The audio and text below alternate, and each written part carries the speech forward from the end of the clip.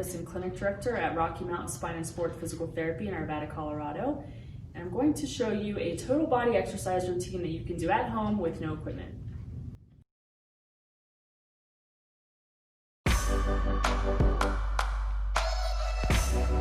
The burpee is a great full body exercise. This is the variation that I like to perform.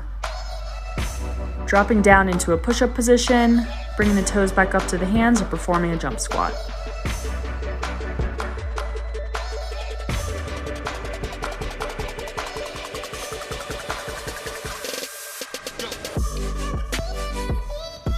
The inchworm is a great exercise to improve flexibility of your hamstrings and your calves, as well as strengthen your core and strengthen the upper body as you weight bear onto your hands.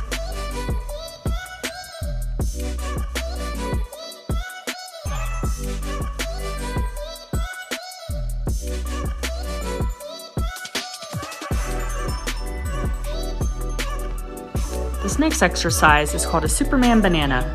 She's going to start out in the Superman position and then flip around to the banana position. This exercise is great for a lot of different muscle groups, the posterior chain and then the abdominals.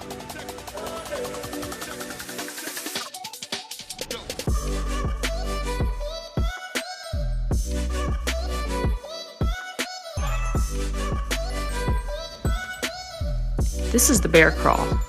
While keeping a tight and stable core, you can crawl forward and backward, trying to maintain a stable spine, not get too much rocking through the trunk. You can also perform lateral movements going side to side.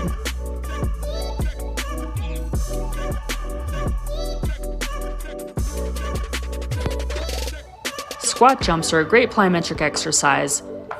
You can see that she's trying to get deep into the squat with her hips and really driving off those toes as she explodes upwards towards the ceiling.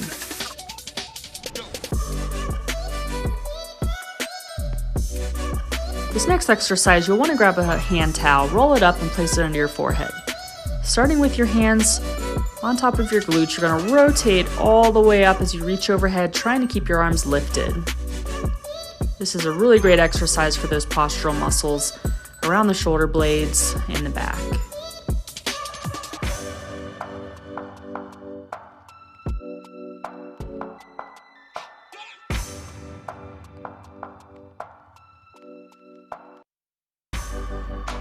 The step matrix is one of my favorite lower body exercises. It incorporates some single leg balance, working on ankle stability, as well as dynamic stability of the knee, working the muscles of the glutes and hips, and the quadriceps and hamstrings as well.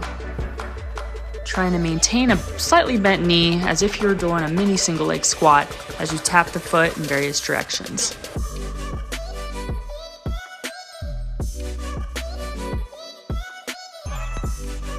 The last exercise in this workout routine is called a plank build-up.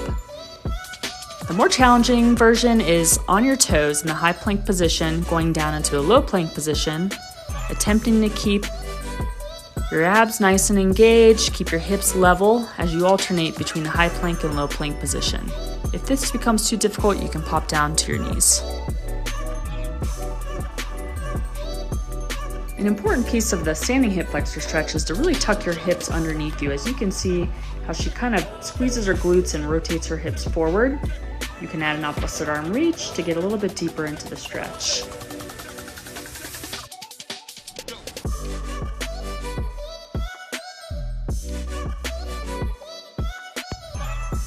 Find a corner of a wall or even a door frame. Place your forearm up against the wall and you're going to lean away. You should feel this in the front of your shoulder and chest as it's going to attempt to isolate the pec minor muscle, which can get really tight, especially with our daily postures. Hold for about 30 seconds.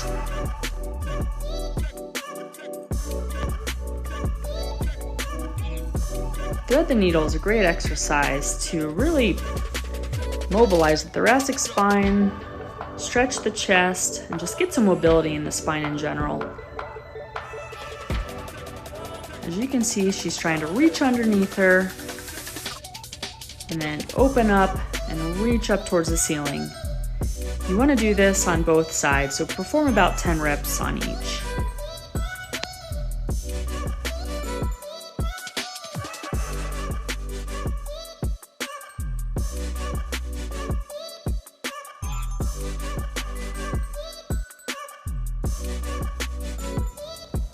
This last stretch is called a figure 4 stretch.